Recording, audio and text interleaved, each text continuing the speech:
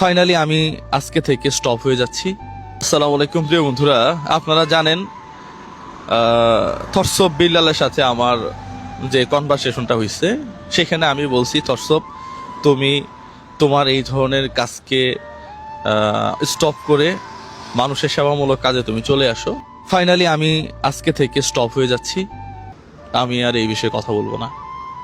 আমি new as a মানুষ, আমারও ভুল হইতে পারে।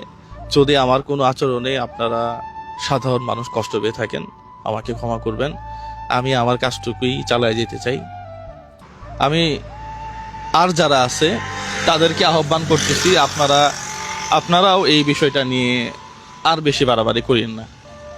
সোশ্যাল মিডিয়া একটা সামাজিক প্ল্যাটফর্ম, এখান থেকে মানুষ ভালো কিছু শিখবে, এখান থেকে মানুষ ভালো মেসেজ নেবে, সমাজে মানুষের উপকার হবে, শিশুদের জ্ঞান বৃদ্ধি হবে।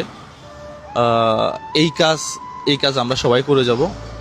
সবার জন্য এই শুভকামনা। প্রত্যেকেই যার যার অবস্থান থেকে স্টপ হয়ে যাবেন। বিল্লাল আসলে ও যেটা করতেছে ওটা করুক, হ্যাঁ, ওইটা নিয়ে পজিটিভ নেগেটিভ ভালো মন্দ আমার মনে হয় যে আর কিছু বলার দরকার নেই। যে নিতে পারে না তাকে নিয়ে আসলে সমালোচনা করাটাও আমার কাছে মনে হয় যে অনুচিত হবে। Thank you so much.